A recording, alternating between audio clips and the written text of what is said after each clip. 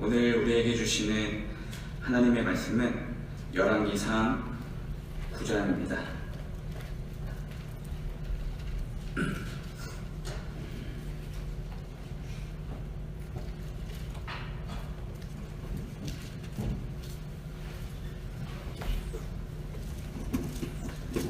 열왕기상 9장 10절입니다. 열왕기상 9장 10절입니다. 네, 우리 한 절인데요. 같이 함께 읽겠습니다. 시작.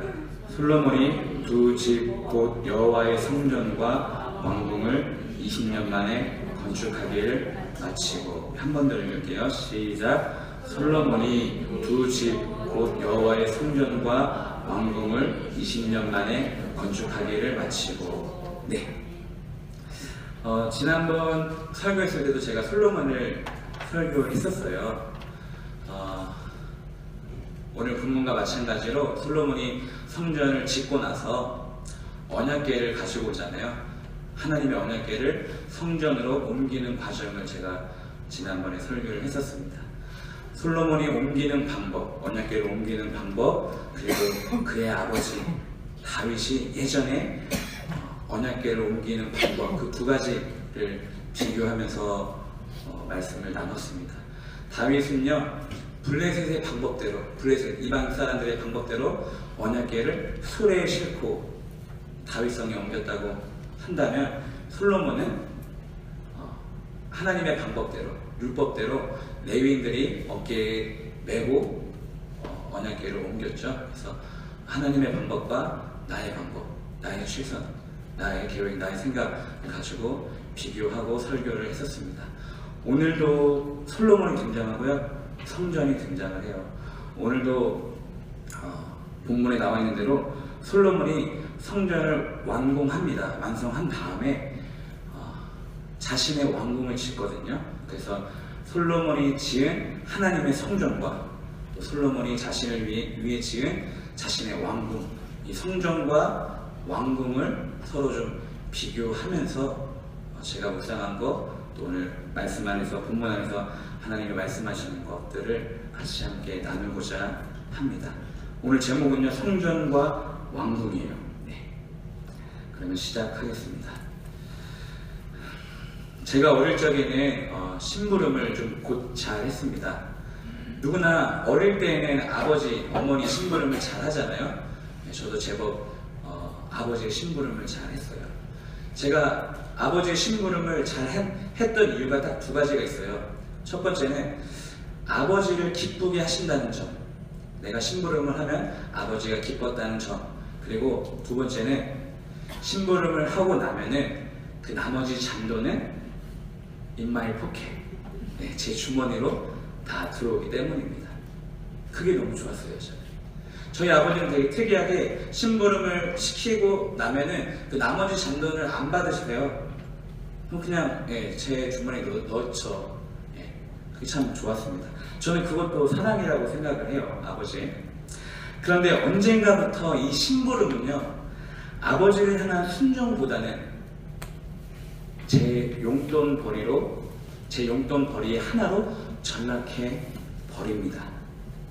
아버지가 심부름을 시킬 때면은 동생보다 먼저 제가 할게요 라고 선뜻 나서지만 속으로는 다녀오면 나머지는 다 내 거구나, 그리고 이 남은 돈으로 뭘 사 먹을까, 뭘 사 먹어야 잘 쓰지, 이렇게 행복한 고민을 했던 기억이 있습니다.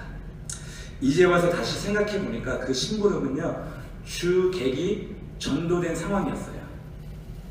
주인과 손님이 바뀐 것처럼 조금 이상한 심부름이었어요. 그러니까 아버지보다 오히려 나를 위한 일, 아버지가 시킨 심부름이 아버지를 위한 일이 되어야 되는데 오히려 나를 위한 일, 그리고 아버지의 기쁨보다는 나의 기쁨이 더 컸던 게 사실입니다. 창피한 일이지만요. 오늘 본문에도 솔로몬의 주객전도가 나타납니다. 처음에는요, 순수하게 하나님을 위한 일이었어요. 하나님을 위한 일이었어요.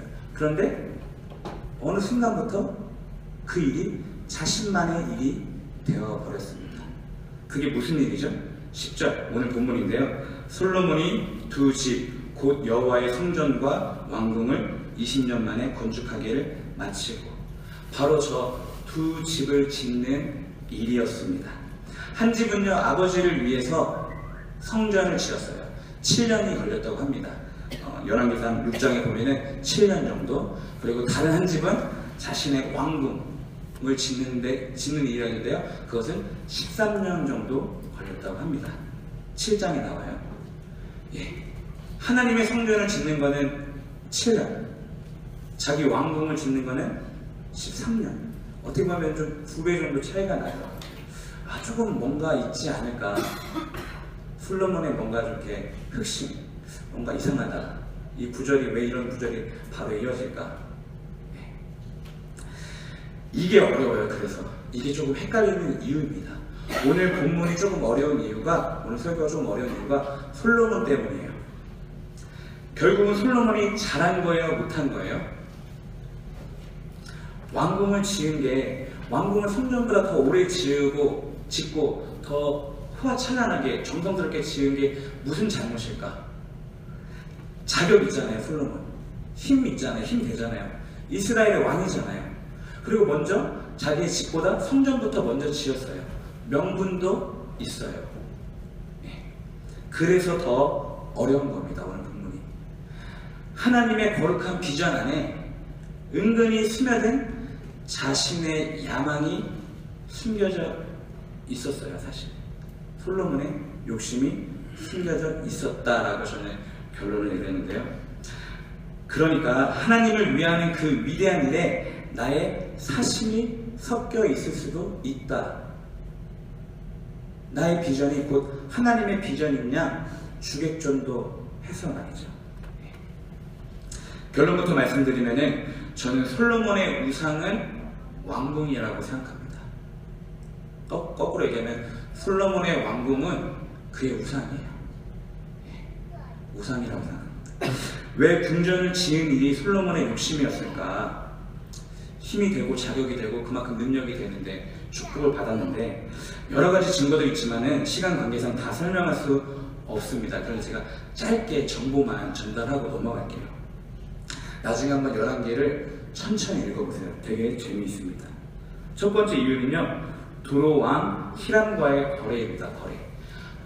성전을 지으려고 할 때 백향목이든 이렇게 성전을 지으려는 이 돌, 이런 재료들이 많이 부족했어요. 이스라엘 나라에는. 그래서 북이스라엘 위에 있는 이 두로 땅에서 나무들 그리고 뭐 이렇게 돌들을 싣고 와요. 얻어왔는데 그게 두로 왕에 있는 히람과의 거래가 있었습니다. 그 대가로 솔로몬이 뭐 이렇게 음식도 주고 뭐 주는데요. 마지막에 조금 거래가 좀 탐탁치 않게, 좋지 않게, 솔로몬이 뒤통수를 치는 것처럼 좀 안 좋게 끝나는 경우가 있었어요. 그리고 강제 노역이에요. 이스라엘 민족은 아니지만 많은 사람들이 이 노역에 끌려갔습니다. 이 돌을 운반하는 사람만 7만 명, 그리고 채석군, 이 돌을 깎는 사람, 산에서 돌을 깎는 사람이 8만 명, 또 이들을 관리하는 감독들이 3,300명 정도 들었다고 합니다. 또 아까도 말했듯이 왕궁을 지은 연수가 달라요. 성전은 7년, 왕궁은 13년. 2배 차이 나고요. 규모도 달라요. 규모. 성전이요, 길이가 60규빗, 너비가 20규빗이라고 한다면 왕궁은 길이가 100규빗, 너비가 50규빗. 다 만들어지면은 4배 정도 차이가 난다고 합니다. 이 4배 정도 차이가 나는 이유가 또 있어요. 왜냐면은 불신 결혼 때문이에요. 솔로몬이 뭐 그때 정치 때문에 외국 이방 나라와의 공주들과 결혼해야 할 수밖에 없었지만, 특별히 이집트 바로의 딸을 위해서 자신의 왕궁과 똑같은 규모의 또 다른 왕궁을 또 지어줘요. 그게 밀로 궁이라고 열왕기에서 나오는데요. 그런 식으로 자신의 궁뿐이 아니라 뭐 재판하는 궁도 있고 여러 가지 궁을 만드느라 성전보다 더 오래 걸렸습니다. 또 이 왕궁이 왜 솔로몬의 우상이냐면은 또 마지막 이유는 9장 1절에 보면요, 자기가 이루고 싶어한 모든 것을 끝마치니 라는 말이 있어요. 자기가 이루고 싶어하는 것을, 모든 것을 끝마치니. 그러니까 성전과 왕궁을 다 짓고 나서 쓰여진 기사가 자기가 이루고 싶어한 모든 것을 끝마치니. 그러니까 하나님은요, 솔로몬에게 성전을 짓는 일에만 사인을 했지 왕궁을 짓는 일에는 사인을 하지 않으셨어요. 다시 순전히 자기가 이루고 싶은 일이었습니다. 자, 솔로몬을 좀 더 살펴보겠습니다. 솔로몬 다윗의 아들이자 이스라엘의 세 번째 왕이에요. 그리고 성경은 그를 가리켜서 솔로몬 왕은 재산에 있어서나 지혜에 있어서나 이 세상의 그 어느 왕보다 훨씬 뛰어났다 라고 소개합니다. 그렇습니다. 솔로몬이 조금 어린 나이에 왕위를 물려받았어요. 다윗 왕에게, 아버지 다윗에게 왕위를 물려받고 이 백성들을 다스리기 위해서, 재판하기 위해서 하나님에게 듣는 마음을 달라고 1,000번이나 제사를 드립니다. 그리고 하나님께서 그것에 감동해서 지혜는 물론이고 부귀 영화까지 주세요. 그리고 솔로몬 이전과 솔로몬 이후에도 없을 가장 지혜로운 사람으로 솔로몬을 축복해 주셨습니다. 또 솔로몬이 누린 복은요, 그의 명성을 듣고 찾아온 이방나라 스바 여왕의 기사를 보고 알 수가 있습니다. 열왕기상 10장입니다. 네. 스바의 여왕은 솔로몬이 온갖 지혜를 갖추고 있는 것을 확인하고 또 그가 지은 궁전을 두루 살펴보고 또 왕의 식탁에다가 차려놓은 요리와 신하들이 둘러앉은 모습과 그의 관리들이 일하는 모습과 그들이 입은 제복과 술잔을 받들어 올리는 시종들과 주님의 성전에서 드리는 번제물을 보고 넋을 잃었다. 한 나라의 여왕도 넋을 잃었대요.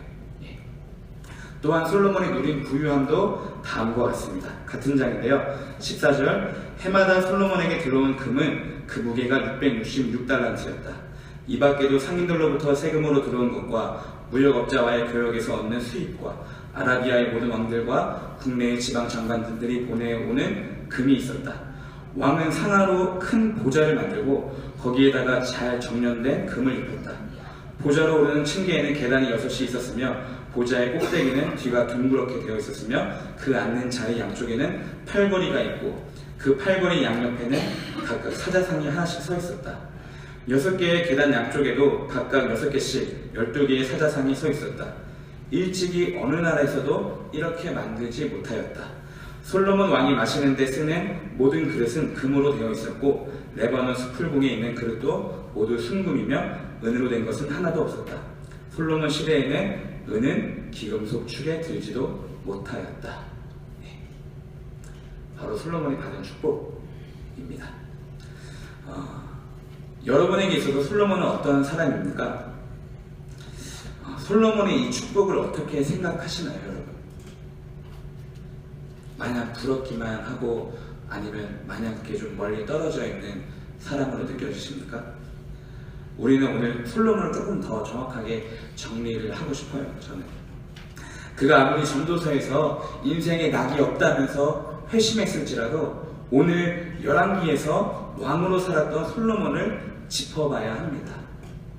다윗이 밧세바를 범하고서 인생의 내리막길이 시작돼요.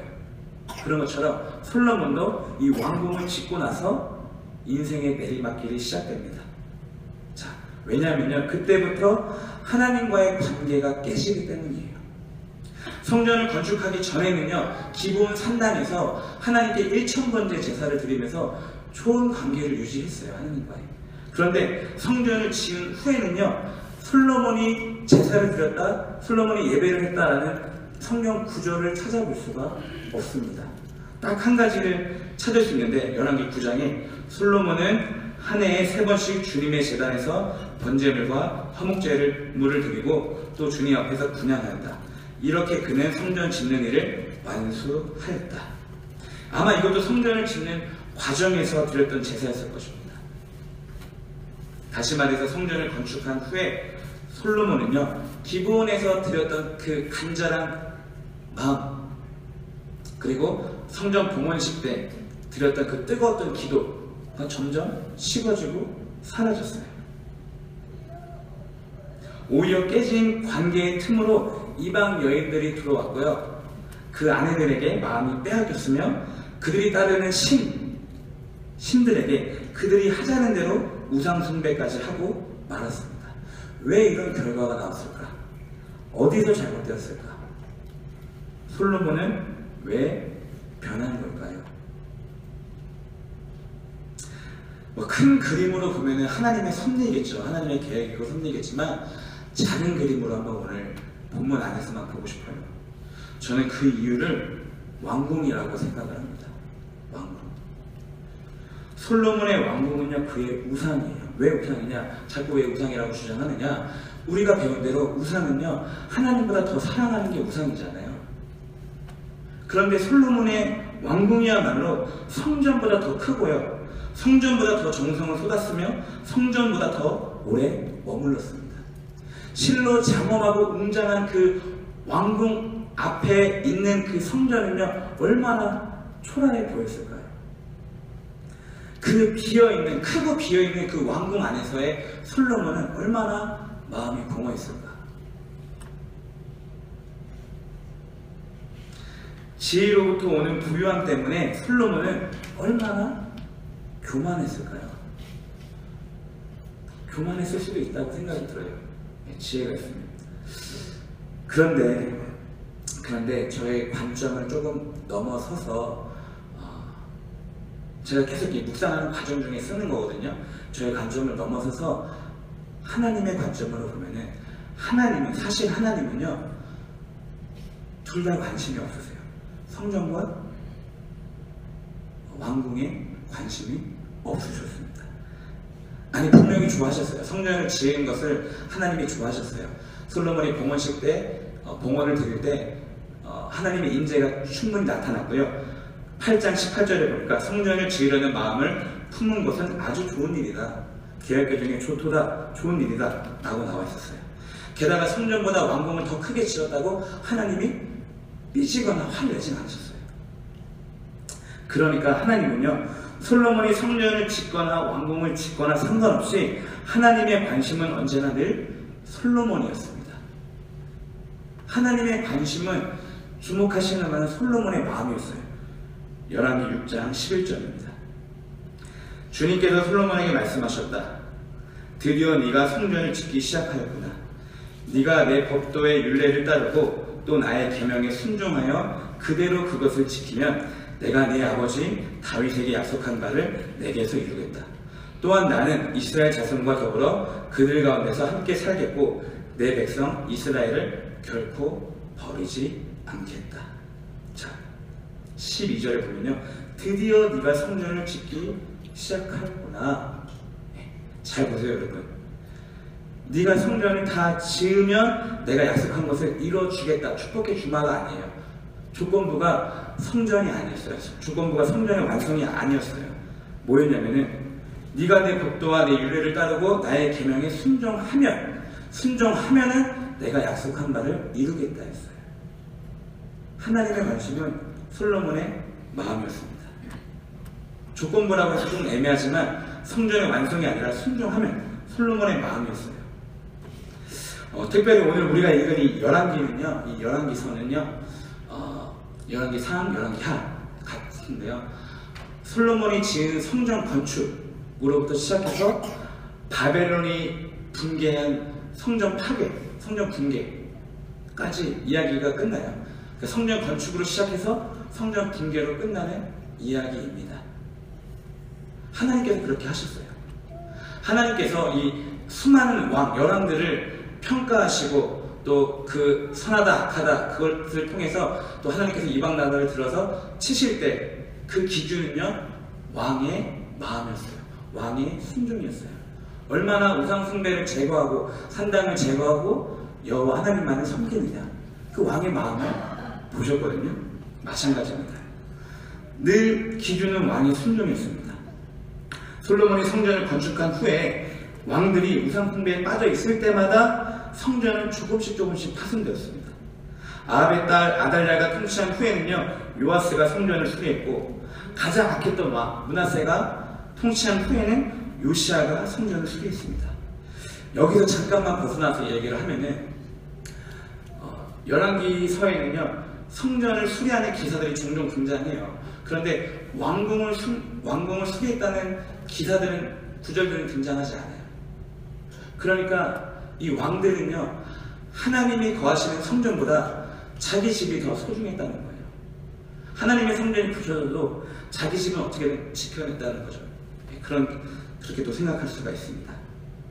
자, 아무리 솔로몬이 하나님을 위해서 성전을 지었다고 하더라도 하나님을 향한 순종이 없으면 그 성전은 아무런 의미가 없습니다. 그래서 하나님이 계속해서 순종 안 하는 왕들마다, 악한 왕들마다 성전을 계속해서 파손시키는 겁니다. 순종이 제사보다 낫고 덧붙여서 성전보다 낫기 때문입니다. 다시 말해서 솔로몬이 하나님을 위해 성전을 지었느냐, 나를 위해, 자신을 위해 왕궁을 지었느냐 보다 더 본질적으로 중요한 질문은요, 솔로몬의 마음에 순종이 있느냐 없느냐예요. 하나님은 그거를 보세요. 하나님을 위해서 성전을 완공했으니까 이제는 더 이상 순종이 필요 없다, 제사가 필요 없다가 아니라 자신을 위해서 왕궁을 지었다고 한다면 더더욱 순종이 필요했었습니다.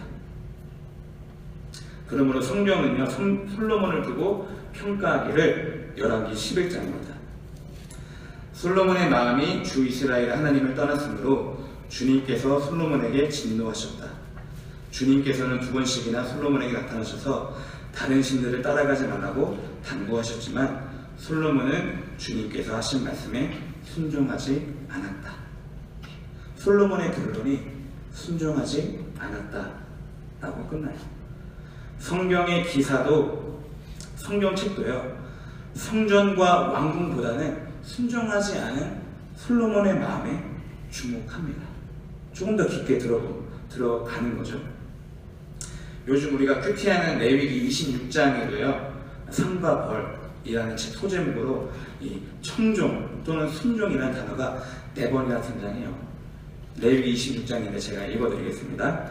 21절, 너희가 나를 거슬러 내게 청종하지 아니할진대 내가 너희의 죄대로 너희에게 7배나 더 재앙을 내릴 것이라. 그리고 솔로몬이 죽기 전에 마지막 기사에는요, 솔로몬의 적들이 등장을 합니다. 곧 에돔 출신 하닷, 엘리야다의 아들 르손, 느바트의 아들 여로보암이 등장을 하는데요, 마찬가지로 이것도 순종하지 않아서 대적들이 등장을 하는 거예요. 이것도 레위기 26장에 적혀져 있는데요, 레위기 26장에 대적이라는 단어가 4번이나 등장을 합니다.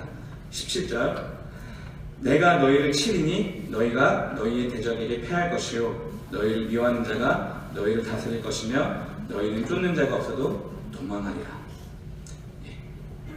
쫓는 자가 없어도 도망하리라. 불순종이 이렇게 무섭습니다. 쫓는 자가 없어도 도망하리라. 순종, 여러분 순종이 뭐라고 생각하십니까? 저는 오늘 본문에서 순종은요, 한 가지 마음이라고 생각을 합니다. 한 가지 마음. 아버지를 위하면서도 나를 위한 것이 아니라 오직 아버지를 위한 그 한 가지 마음이에요. 다윗의 고백을 들어보세요. 시편 27편입니다. 한번 이렇게 내려보면 나올 것 같아요. 27편.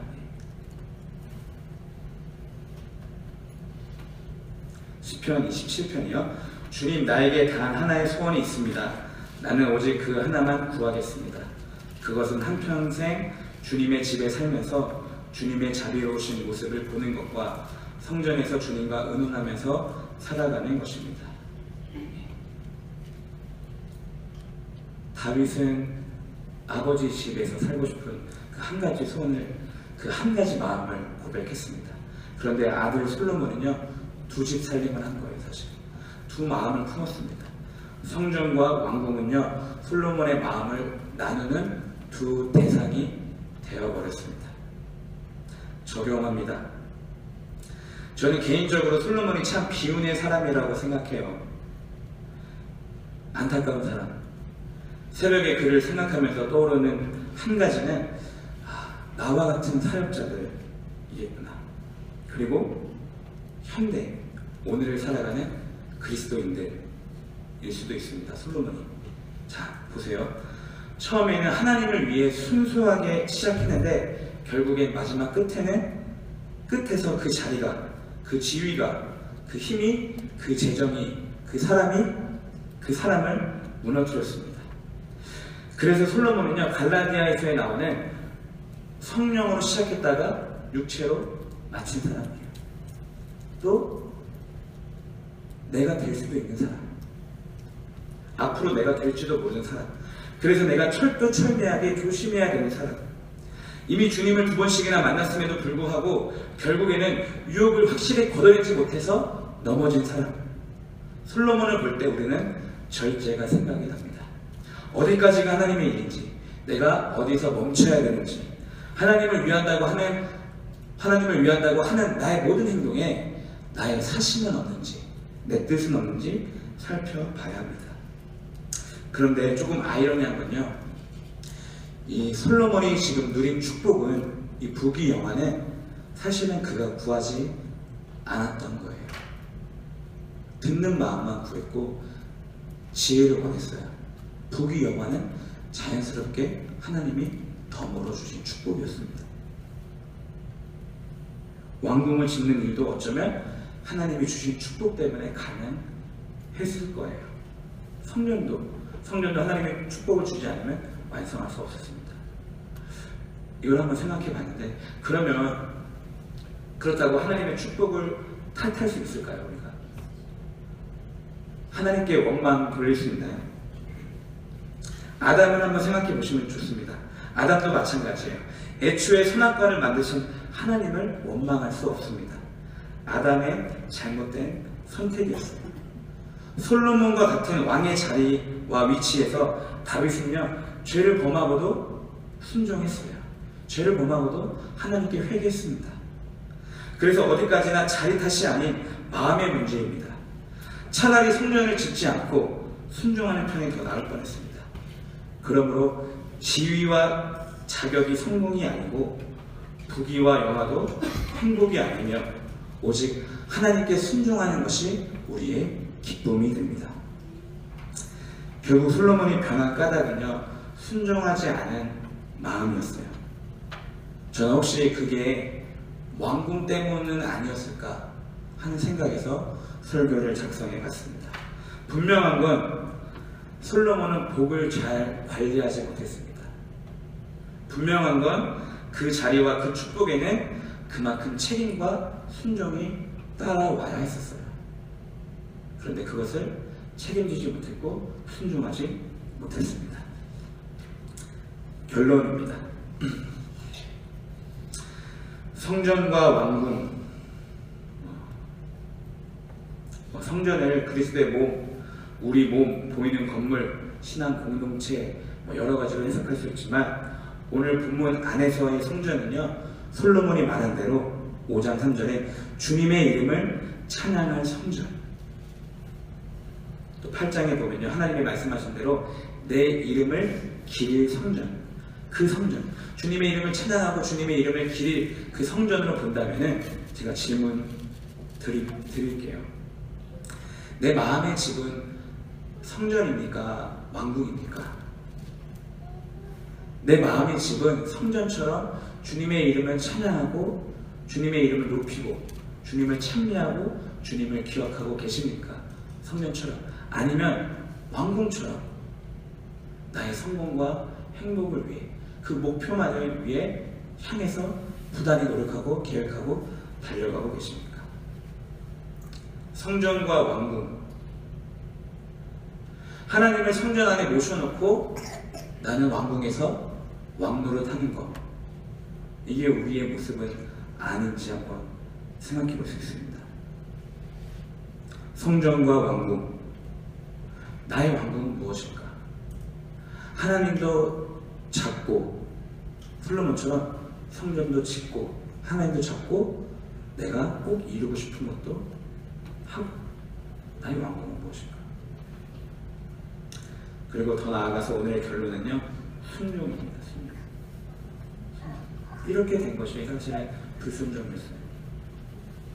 순종이 제사보다 낫고 성전보다 왕궁보다 낫습니다.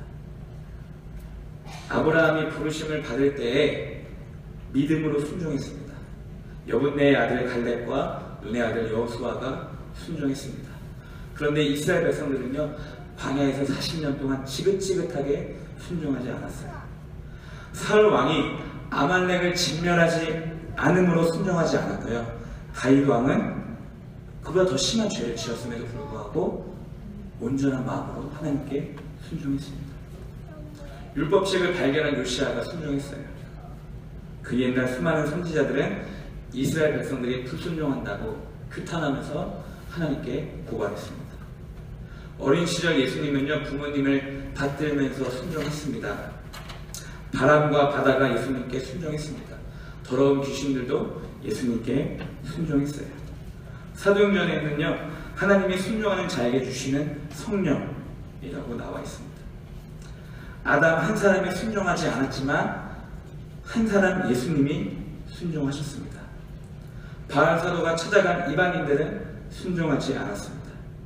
에베소서에는요, 불순종의 아들들이 이 세상 풍조와 공중 권세 잡은 자를 따른다고 했습니다. 골로새서에는 자녀들아 모든 일에 부모에게 순종하라. 이는 주 안에서 기쁘게 하는 것입니다. 또 베드로서에는 아내들아 자기 남편에게 순종하라. 이렇게 나와 있습니다. 이렇게 순종을 한번 하나씩 찾아보니까 생각한 것보다 엄청 이렇게 깊은 의미가 있더라고요. 또 하나 더 있는데요. 요한복음 3장에는요 36절에 아들을 믿는 자에게는 영생이 있고 반대로 아들에게 순종하지 아니하는 자는 영생을 보지 못하고 도리어 하나님의 진노가 그 위에 머물러 있느니라. 믿는 자와 순종하지 아니한 자, 믿음과 순종을 이렇게 비교했어요. 동리어로 쓴 거죠. 영생을 얻고 못 얻고를. 그만큼 순종이 중요하다는 것입니다. 그래서 이 순종은요, 어쩌면 기도보다 더 중요할지도 모르겠어요. 왜냐하면 기도의 결론이 순종이 되어야 하기 때문에. 예수님을 보세요. 예수님 어떻게 기도하셨냐면 내 뜻대로 마옵시고 아버지 뜻대로 하옵소서. 기도는요, 내 뜻을 펼치는 것이 아니라 하나님의 뜻을 흡수하는 것입니다. 그래서 이렇게 기도하셔야 돼요. 주님, 주의 뜻이 내게 이루어지옵소서. 주의 말씀이 내 안에 이루어지기를 원합니다. 주님의 나라가 내 삶에 이루어지옵소서. 그러니까 오늘 우리의 기도는 내 왕궁을 쌓는 게 아니라 아버지의 집을 짓는 것입니다.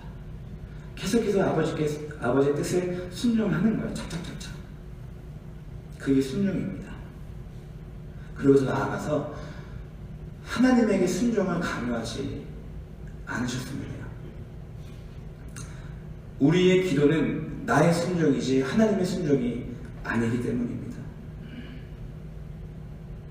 그래서 우리도 예수님처럼 순종을 배우셔야 돼요. 기도 속에서 순종을 배우셔야 되는데요. 예수님도 순종을 배우셨습니다. 그분이 뭐가 아쉬워서 배울 게 있을까요? 히브리서 5장인데요. 제가 읽어드릴게요. 그는 아드님이시지만 고난을 당하심으로써 순종을 배우셨습니다. 그리고 완전하게 되신 뒤에 자기에게 순종하는 모든 사람에게 영원한 구원의 근원이 되시고. 그렇습니다. 우리 주님이 죽기까지 순종하셨습니다. 오늘 이 밤에 저와 여러분의 기도도 순종으로 결론이 나왔으면 좋겠어요. 우리 마음의 중심에는요, 주님을 찬양하는 성전만 세워지기를 진심으로 원합니다. 그리고 기도하면서 한번 생각해 보세요. 내가 하는 심부름이 아버지를 위하는 심부름인지 아니면 나를 위한 것인지, 아버지를 기쁘게 해드리는 건지 아니면 내가 정작 내가 기쁜 건지 한번 잘 살펴보시기를 바랍니다. 그리고 우리 인생 자체가 아버지께서 부탁하신 심부름이라고 한다면 이 심부름의 동기인 순종을 오늘 잊지 않으셨으면 좋겠습니다. 그리고 심부름의 목적은 아버지의 기쁨입니다. 순종으로 시작해서 아버지의 기쁨. 아버지가 기쁘시다면 우리는 그걸로 족하고 충분하기 때문입니다.